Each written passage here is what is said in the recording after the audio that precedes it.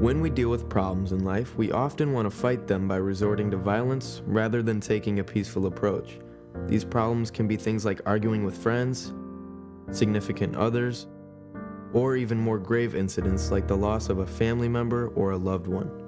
Today, I will be exploring the stories of Gene Bishop, whose sister and brother-in-law were murdered, and Father Tom Hurley, whose sister was killed when he was a teenager.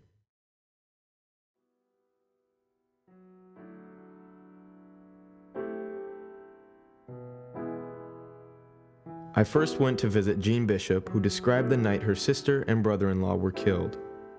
April 7th, 1990. It was a Saturday night, the night before Palm Sunday, and my younger sister Nancy, who was age 25, and her husband Richard, who was 29, were out to dinner with me and my parents, and we were celebrating the greatest news ever, which is that Nancy and Richard were going to have a baby. Nancy was the youngest of me and my two sisters. And even though Nancy was the youngest, she was the first of us that was going to be a mom. And when we left the restaurant that night and I went home to my apartment in Chicago and my parents went home to their house on the North Shore of Chicago, Nancy and Richard went home to their townhouse in Winnetka. And when they walked through the door, their killer was waiting for them. The intruder had used a glass cutter to cut the sliding glass door in the back of the townhouse. He had a .357 Magnum revolver that he had stolen a few days earlier. And he pointed that gun at them when they walked through the door and took them down to the basement at gunpoint. And there he executed Richard with one gunshot to the back of his head. And then he turned the gun on Nancy. And, fearing that she would be shot in the head as well, she covered up her head with her hands. And so he fired instead into her pregnant side and abdomen twice, which is the cruelest place imaginable, because she really just wanted to be a mom. She wanted to raise a big, happy family with him and grow old with him, and that dream was shattered in that moment. She stayed alive for about 10 minutes, the coroner estimated. And in those last 10 minutes, first she tried to call for help by banging on this metal shelf. There was no phone in the basement, and it was her only way to try to summon help. And I think at some point she must have realized that she was dying and no help was coming. And so she dragged herself by her elbows along the concrete floor to where Richard's body was. And right before she died, she did this unimaginable thing. She dipped her finger in her own blood and she drew the shape of a heart and then the letter U, love you. And it's the way that she used to sign her cards and letters to him. And I was so awestruck when I heard about that, because I thought she had the last word that night, and that word was love. I then went to Old St. Patrick's Church, where Father Tom Hurley discussed what happened to his sister. I was in high school, I was a sophomore, and I had a sister who died. And she died April 10th of 1983, and she died at the hands of somebody else. She was young, she was in a bad marriage, if you will, and she was the victim of domestic violence. He was supposed to take her to work, but she never made it to work. And it ended up that he brought her behind an alley on the south side of Chicago and pinned her into the car and then shot her 11 times. And when that happened, obviously my life and the life of my family was turned upside down. But when I look back on that time in my life, and I remember vividly, and I can feel, kind of the anger and the hatred that was, in my bones, and certainly in the bones of my siblings and my mom and dad.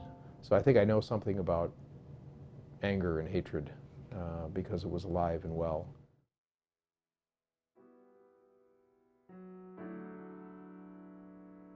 When I first found out that my beautiful sister and her husband and their baby had been killed, I wasn't even really mad at who had done it, because I understand this whole thing about free will, that human beings are not puppets, that we're given the choice to do good or to do evil. And I get that some people choose to do evil. Who I was really mad at was God, because I thought, where were you when she walked through the door and saw that gun pointed at her, saw the gun pointed at her husband and her baby? How she must have been praying, God, help me, help me, help my baby, help my husband, and where was God? And it really wasn't until after I learned about that message of love she'd written in her own blood that I realized that God was right there. God was right there on that basement floor next to her, weeping. One night I came home to my apartment in Chicago and I get a phone call from Jay Levine, Channel 2 News, a reporter for the local CBS station, wanting to know my reaction to the arrest in my sister's murder. And I said, "What arrest?" And he said, "There's a teenager in custody at the Winnetka police station."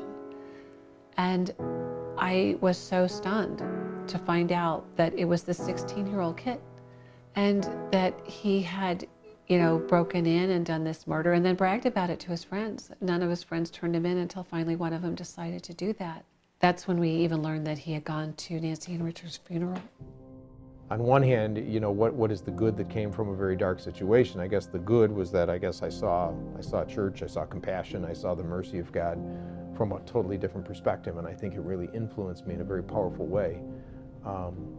And as a result of that, I did obviously pursue this. I was ordained a priest, back in 1993, preparing for a life to preach the gospel and to preach the gospel of mercy and forgiveness. And yet there was still half of my heart that was really ticked off. It's not an easy thing to forgive, and that is an achievement that some are able to accomplish, and it's a difficult road.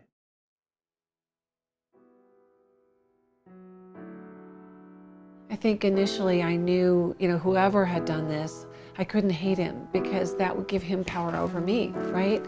To have my heart full of hate instead of full of love. And I don't want to be in that darkness. I don't want to wake up every day like that. But I also had this idea that even after decades that this person who killed my family members was still remorseless.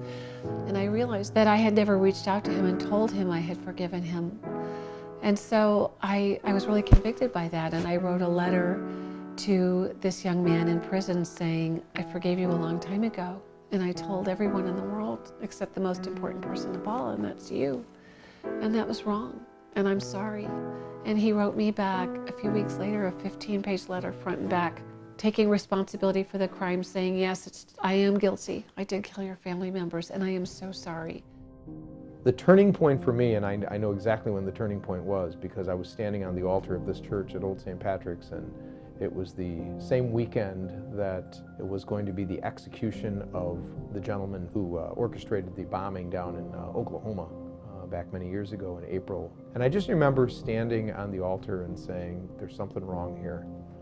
There's just something wrong." I'm troubled in terms of how do I talk about mercy and forgiveness, and at the same time I'm hearing about this, this outcry for revenge and vengeance and all this kind of stuff. And I remember saying to the people, I said, "I'm not a do-gooder, and I'm not, one of these, wagging the finger at people. I don't do that." But I said, it just doesn't feel right to me.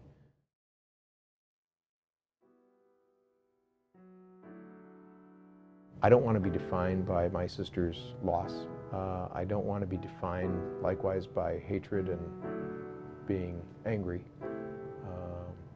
I want to be who God wants me to be, and I believe that's, to be a promoter of peace. Forgiveness is not an easy thing to achieve, but it is of great benefit to the person who is trying to work through to a point where they can find an ability to forgive somebody. Do we want to be defined by that? Do I want to go to my grave being angry and filled with hate? I don't think so. I don't. The thing that frees you, that releases you from that burden, is to lay that down and to reach out to the person who hurt you and say, let us try to be reconciled. Let us make peace.